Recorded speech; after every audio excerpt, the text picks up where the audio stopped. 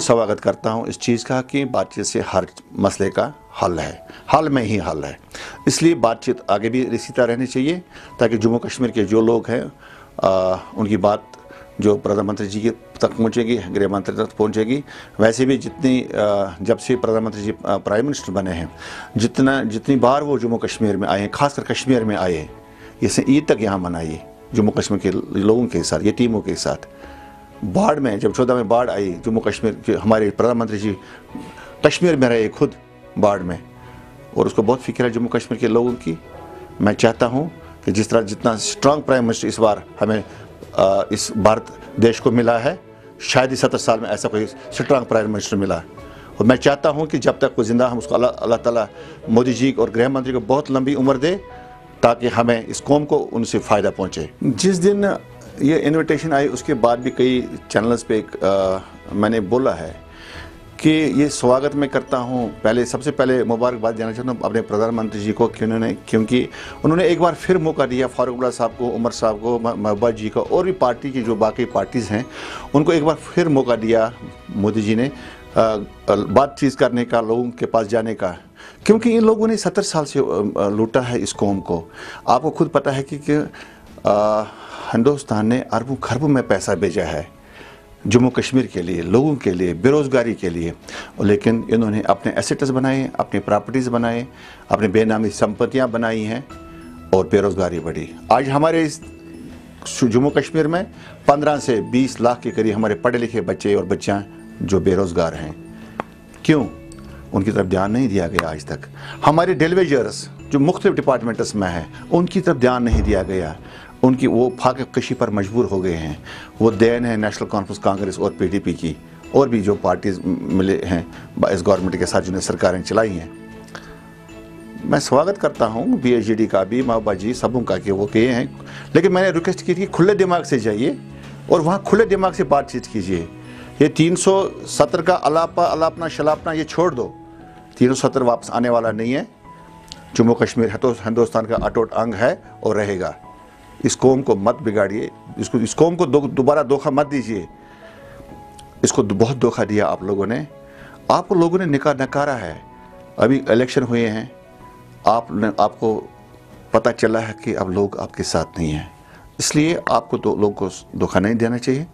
लोगों को सब्ज़ रुमाल मत दिखाइए, लोगों को वो पाकिस्तानी नमक मत दिखाइए, लोगों को एटॉनमी मत दिखाइए। लोगों को डेवलपमेंट चाहिए, लोगों को रोज़गार चाहिए, लोगों को जो ग्राउंड लेवल पर उनको जो सुविधा चाहिए उसके लिए लोग तरस रहे हैं। देखिए भाई साहब, मोदी जी ने कहा कि डिलिमिटेशन सबसे पहले होनी चाहिए। डिलिमिटेशन अगर हो उसके बाद तभी मुमकिन है यहाँ के जो इलेक्शंस हो, और स्टेटहुड तभी मुमकिन हो सकता है। हाँ, स्टेटहुड हमें मिलना चाहिए, लेकिन डिलिमिटेशन के बाद ये सब चीज़ें मुमकिन है। उसके बाद जो भी फैसला होगा मोदी जी का हो, गृह मंत्री जी का जो भी फैसला होगा, वो हमें सबको स्वीकार करना पड़ेगा। क्योंकि कोविड की वजह से भी हमारा मुल्क, पूरा वर्ल्ड और ख़ासतौर हमारा जम्मू कश्मीर बहुत परेशान है।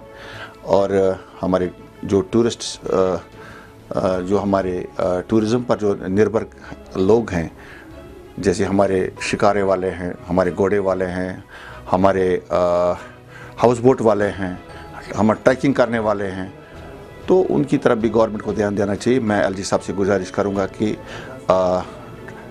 घोड़े वालों को, ट्रैकिंग करने वालों को, शिकारे वालों को, खासकर गाड़ी वालों को भी, जो कमर्शियल जो व्हीकल्स हैं, जो सोमो हैं, जो तवेराज हैं, या हमारे हाउस बोट ओनर्स हैं, एक कंपनसेशन उनको भी मिलना चाहिए, एक पैकेज मिलना चाहिए ताकि वो भी अपने आयाल को पाल सकें। 370 में था ही नहीं कुछ, उसको बार बार कांग्रेस और नेशनल कॉन्फ्रेंस पीडीपी ने अमेंडमेंट किए थे। वो खाली डब्बा था। नहीं, प्रोटेक्शन ऑफ लैंड था, प्रोटेक्शन ऑफ, मैं वही कह रहा हूँ। अरे मैं वही कह रहा हूँ, 370 में कुछ था नहीं, उसको अमेंडमेंट किए। कांग्रेस ने भी किया, नेशनल कॉन्फ्रेंस ने शुरू से किया है, अभी पीडीपी ने भी किया है। जो बच्चा खर्चा था वो पीडीपी ने ख़त्म कर दिया। वो खाली डब्बा है तो उसको गृह मंत्री और प्रधानमंत्री ने फेंक दिया है। उसमें क्या आपत्ति होनी चाहिए? लोगों को रोज़गार चाहिए भाई साहब। लोगों को जो बेरोज़गारी है यहाँ पे, जो ये टेररिज्म यहाँ पे, उसको ख़त्म होना चाहिए। उसकी तरफ फारूक साहब, उमर साहब या महबूबा जी को फिक्र करनी चाहिए। ये टेररिज्म जो है ये ख़त्म होना चाहिए। भाई हम तभी आगे चल सकते हैं जब बेरोजगारी यहाँ खत्म हो, हमारे बच्चों को रोजगार मिलेगा। उनकी तरफ क्यों नहीं ध्यान दे रहे हैं आप? आपने 70 सालों से यहाँ पर हुकूमत चलाई है, कांग्रेस ने 70 सालों से गवर्नमेंट चलाई है, क्यों नहीं किया आपने परमानेंट? ये क्यों नहीं परमानेंट किया है? ये टेम्पररी था और कांग्रेस ने आज तक क्यों नहीं इसको परमानेंट किया है? भाई परमानेंट करते शायद आज मौका नहीं मिलता भारतीय जनता पार्टी को इसको खत्म करने का। टेम्पररी था ना, कांग्रेस ने ये गेम खेली। भारतीय जनता पार्टी का 1924 से एजेंडा था स्वतंत्र खत्म करने का और उसने अपना काम कर दिया। अगर ये परमानेंट होता, कांग्रेस ने परमानेंट किया होता, नेशनल कांग्रेस और पीडीपी को कुर्सी चाहिए थी, उन्होंने सिर्फ गवर्नमेंट चलाई, उसने लूटा इस कौम को, उनको 370 के साथ कोई दिलचस्पी नहीं थी। तभी तो जब टेम्पररी था तो भारतीय जनता पार्टी गृह मंत्री जी और मोदी जी ने इसको खत्म कर दिया।